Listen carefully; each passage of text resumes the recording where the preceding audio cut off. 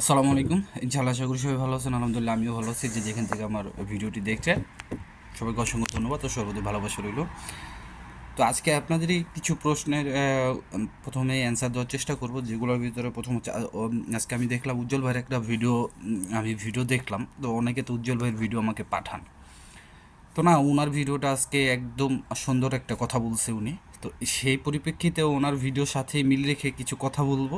তো অবশ্যই ভিডিওটা পুরোটা দেখার চেষ্টা করবেন। যার ভিতরে আছে যে সাদা পাসপোর্টের বিষয়ে, আজকে আমার এক বন্ধু পাসপোর্ট কালেক্ট করে নিয়ে আসছে, এবং আপনার কবে থেকে এটার কার্যক্রম শুরু হবে, যেহেতু আমি পিছিয়ে কয়েকটা ভিডিওতে বলছি আপনাদের। তারপর অ্যাপয়েন্টমেন্টের যে বিষয়টা আগে এবং পরে, এবং অনেকেই আমাকে গতকালকে স্ক্যানিং কপির কথা বলছেন। তা আপনাদের বিষয়ে কথা থাকবে, ইনশাআল্লাহ ভিডিওটা পুরোটা দেখার চেষ্টা করবেন।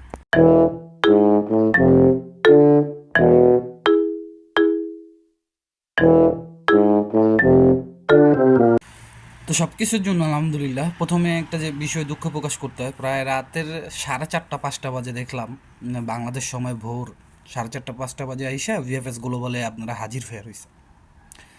মানুষের এই কষ্টগুলো দেখলে খারাপ লাগে।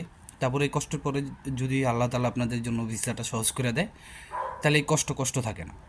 তো প্রথমে আমি যে বিষয় বলতে চাই, গতকালকে আপনারা আমি ভিএফএস গ্লোবাল থেকে কিন্তু প্রায় 2 থেকে প্রায় মানে 2,500 পাসপোর্ট কিন্তু আপনার ডেলিভারি করা হয়েছে, যার ভিতরে তো জানেনই ম্যাক্সিমাম 2,000 প্লাস পাসপোর্টের আপনার রিটার্ন করা হয়েছে।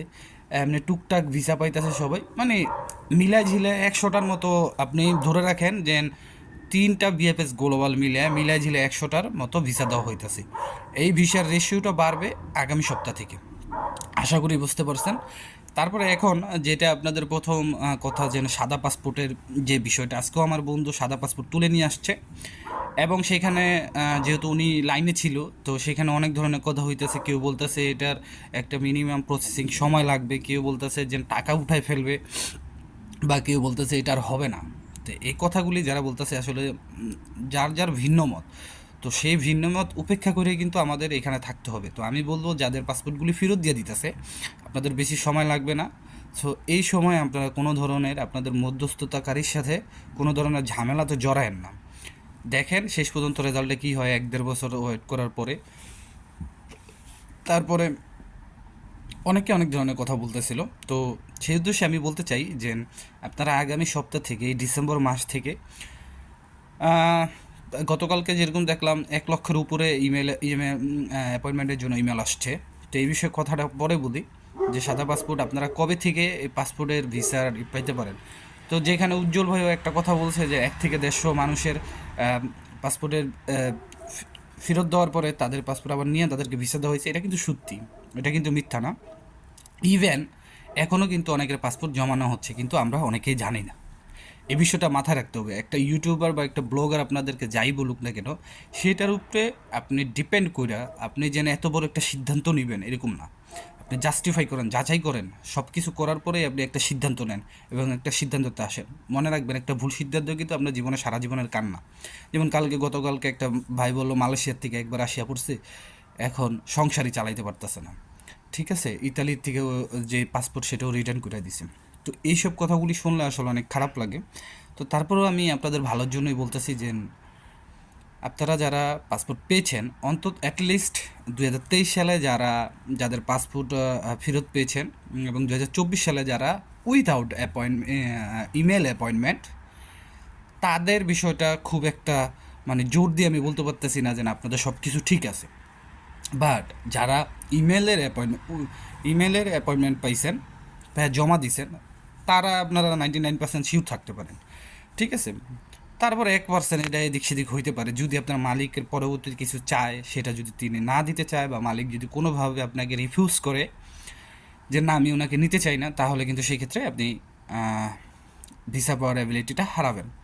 তারপরে দ্বিতীয় যেই বিষয়টা, অ্যাপয়েন্টমেন্টের বিষয়টা, আর দেখলাম অ্যাপয়েন্টমেন্ট আজকে আপনারা অনেকেই, যেমন পূর্বে, যেমন উজ্জ্বল ভাই আজকে বলছে যে পূর্বে যারা অ্যাপয়েন্টমেন্ট পেয়েছিলেন তাদের অ্যাপয়েন্টমেন্টটা বাতিল করা হয়েছে, বা তারা কিন্তু সেই ডেট অনুযায়ী জমা দেন না। তো তাদের কি করা হবে এখন থেকে? ঠিক কিছুদিন পরে যখন অ্যাপয়েন্টমেন্টটা চালু করবে তারা, তখন তারা ওই যে আপনি পূর্বে যে ডেটটা পেয়েছিলেন তারা এরকমভাবে লিস্ট করে দিবে। ধরেন পূর্বে আপনি নভেম্বর মাসের 10 তারিখে ডেট পেয়েছিলেন, আপনি জমা দিতে পারেন নাই, তারা এরকমভাবে একটা নির্দেশনা দিবে নভেম্বর মাসের 10 তারিখে যারা ইমেলের মাধ্যমে অ্যাপয়েন্টমেন্ট পেয়েছিলেন জমা দিতে পারেন নাই, তারা আগামী জানুয়ারির 1 তারিখে জমা দিবেন। আবার এরকম সিরিয়াল বাই সিরিয়াল এরকমভাবেই আসবে। এটা শুধুমাত্র কিন্তু ওয়ার্ক ভিসার জন্য, এটা কিন্তু ফ্যামিলি ভিসার জন্য না। তারপরে আজকে কিন্তু একটা গতকাল রাতে আমি দেখলাম স্টুডেন্ট ভিসার জন্য একটা আপডেট দেওয়া হয়েছে, তারা জমা দিতে পারবে। তো এটা আসলে স্টুডেন্ট ভিসার যদি এই বিষয়টা আপডেট লাগে আমি স্ক্রিনে দিয়ে দিয়েছি, তারপরও যাদের স্টুডেন্ট ভিসার আপডেটটা লাগবে আপনারা দয়া করে ভিএফএস গ্লোবালের ওয়েবসাইটে ঢুকলে আপনারা পেয়ে যাবেন। তারপরে অ্যাপয়েন্টমেন্টে যেটা যারা পেয়েও এখন যদি জমা দিতে তাদের কথাটা বলা হইলো, এবং সামনে যারা এখন তুই আপনার অ্যাপয়েন্টমেন্ট পাবেন সেই সেই আশায় বসে আছেন, তাদের কি হবে? তারাও অ্যাপয়েন্টমেন্ট পাবেন খুব শীঘ্রই। আমি তো অনেক দিন আগে থেকেই বলতেছি যে হয় ডিসেম্বরের মাঝামাঝি শুরু হয়ে যাব, ঠিক আছে, আপনার চিন্তা করে না। এবং কার্যক্রম এখনও চলতেছে। গতকালকে যেমন একটা ভয়েস টোন তো আপনাদের শুনাইছি, এরকম যার যার মালিক যদি উকিল লিয়া মনে করেন কথা বলে পেরুত্তরা যায়, আপনারা আপনাদের সাদা পাসপোর্টের সম্বন্ধেও জানতে পারবেন, অ্যাপয়েন্টমেন্টের বিষয়গুলিও জানতে পারবেন। আশা করি বুঝতে পারছেন। এখন স্ক্যানিং কপির বিষয়টা আসি। দেখেন, স্ক্যানিং কপি আপনারা জমা দিয়েছেন জুন অথবা জুলাই থেকে আপনাদের স্ক্যানিং কপি শুরু হয়েছে। আপনাদের তো আর ফেরত দেওয়ার কিছু নাই, কারণ আপনারা তো জাস্ট আপনাদের নুলস্তার সাথে দু একটা স্ক্যান কপি জমা দিয়েছেন পাসপোর্টে। তো সেই ক্ষেত্রে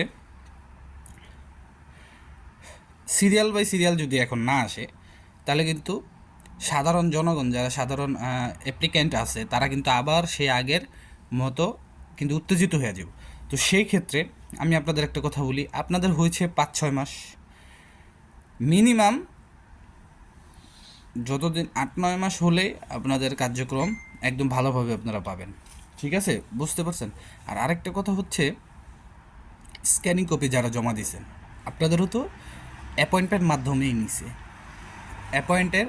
ইমেলে অ্যাপয়েন্টমেন্ট পেয়ে গিয়ে তো আপনারা স্ক্যানিং কপি জমা দিয়েছেন। এবং যারা ইতিমধ্যে ইমেলের মাধ্যমে জমা দিয়ে পাসপোর্ট ফেরত পেয়েছেন আপনাদেরও কিন্তু স্টিল আন্ডার প্রসেসিং এখন, এবং যারা স্ক্যানিং কপি জমা দিয়েছে তাদেরও কিন্তু স্টিল আন্ডার প্রসেসিং। দুইটার ভিতর কিন্তু তফাৎ নাই। তো আমি বলবো যারা ইমেলের মাধ্যমে পাসপোর্ট জমা দিয়েছিলেন এবং পাসপোর্ট এখন রিটার্ন পাসপোর্ট আছে, তারা এবং স্ক্যান কপি যারা জমা দিয়েছেন সেম, ইকুয়াল, আপনাদের ভয় পাওয়ার কোনো কারণ নাই। যাদের মধ্যস্থতাকারী ঠিক আছে তাদের ভয় পাওয়ার কোনো কারণ নেই, রিজেক্ট করলে এটার জবাবদিহিতে আছে। পরবর্তীতে কিন্তু আবার ভিসা ফর অ্যাবিলিটি আপনারা রাখেন। আশা করি বুঝতে পারছেন। এমন অনেক ঘটনা হয়েছে পূর্বে যে এম্বাসি থেকে রিজেক্ট করে দিছে বা ফোন দিছে আপনার পাসপোর্ট রেডি, পরবর্তীতে আবার ফোন দিয়ে বলছে যে না আপনি এখন আইসেন না, আপনি পরবর্তীতে না জানানো পর্যন্ত আপনি আসবেন না, পরবর্তীতে দেখে রেডি ফর কালেকশন যে দেখে ভিসা হয়ে গেছে। তো ভুল অনেক ক্ষেত্রে হতে পারে, সমস্যা অনেক ক্ষেত্রে হতে পারে, সমস্যা তৈরি হবে, এটাই স্বাভাবিক, সেটাকে সলভ করতে হবে, সমাধান করতে হবে। আশা করি বুঝতে পারছেন। ভিডিওটা দিতে আজকে দেরি হয়ে গেল, আই এম এক্সট্রিমলি সরি। তো সবাই ভালো থাকবেন, সুস্থ থাকবেন, আর সর্বোপরি উপর আল্লাহর উপরে শুক্রিয়া আদায় করেন, তাক্কুল করতে থাকেন আল্লাহর উপরে। ইনশাল্লাহ আমাদের সকলের জন্য আল্লাহ তাআলা ভিসা সহজ করে দেবে, অ্যাপয়েন্টমেন্ট সহজ করে দিব, এবং যারা নতুন জমা দিতেছে তাদের নলস্তাও সহজ করে দেবে ইনশাল্লাহ। আর আরেকটা কথা, যে বিভিন্ন শহরে যে বাতিল করতেছে, এটা কিছু পরিমাণ বাতিল হচ্ছে, সবাইরে যেন এক ধারে 100 জনের নুলস্থ হচ্ছে 100 জনের যেন বাতিল করে দিচ্ছে এরকম না। আপনারা সোজা জিনিসটারে বাঁকাইয়া আমার কাছে আসেন প্রশ্ন জিজ্ঞেস করতে, যে এটা একদমই ঠিক না। সবাই ভালো থাকেন। আসসালামু আলাইকুম, আল্লাহ হাফেজ।